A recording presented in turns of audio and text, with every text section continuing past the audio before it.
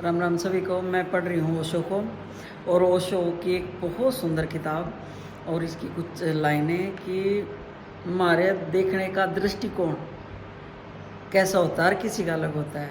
हम नेगेटिव देखते हैं, पॉजिटिव देखते हैं, वो सिर्फ हमारी एक देखने के नज़रिए पर निर्भर करा है। तो इसके ऊपर उन्होंने कहा कि आशा का एक दृष्टिकोण, आशा के इस दृष्टिकोण के साथ ही मैं आपको याद दिला दूं कि पिछले कुछ वर्षों के अनुभव से मैं इस नतीजे पर पहुंचा कि हमारी निराशा इतनी गहरी है कि जब हमें कुछ मिलना भी शुरू होता है तो निराशा के कारण दिखाई नहीं पड़ता, जितना होता है कि ना ही कुछ भी नहीं मिला। इसके ऊपर उन्होंने फिर एक कहानी कही है, क्योंकि हर बात उनकी कहानियों से ही पूरी होती है और कहानी पे ख़त्म होती है। वो लिखते हैं कि मेरे पास एक व्यक्ति आते थे, वे अपनी पत्नी को मेरे पास लाए।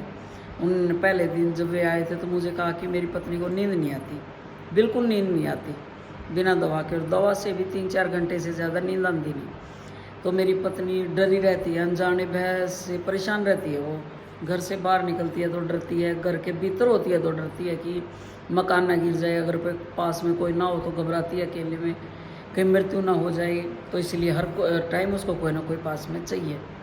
रात को सब दवाइयाँ अपने पास में रखकर सोती है कि रात में कोई उसकी तबीयत ना खराब हो जाए। उन्होंने मुझे अपनी पत्नी की ये भय और निराशा की हालत बताई।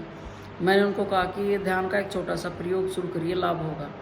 उन्होंने प्रयोग शुरू किया। 7 दिन बाद वे मुझसे मिले। मैंने उनसे पूछा क्या हुआ, कैसा है तबीयत उनकी। वे बोले अभी कुछ खास नहीं हुआ, बस नींद भर आने लगी है।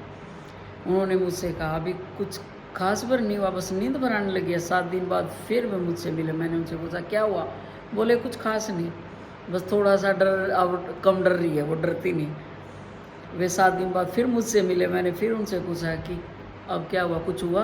वे बोले कुछ खास नहीं हुआ, ये हुआ बस थोड़ी नींद आने लगी उसको, भय कम हो गया है, दवाइयाँ ववाइयाँ अपने पास नहीं रखती और कुछ खास नहीं हुआ। इसको मैं निराशा की दृष्टि कहता हूँ। ऐसे आदमी को कुछ भी हो जाए तो उसे पता नहीं चलेगा।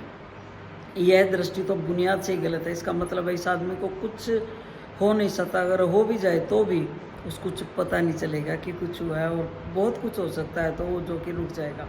तो आशा के इस दृष्टिकोण के साथ ही इंसान का जीवन जुड़ा होता है कि हम चीज़ों को किस तरीके से लेते हैं, उनको पॉजिटिव वे में लेते हैं, नेगेटिव वे में लेते हैं। दृष्टिकोण जीवन में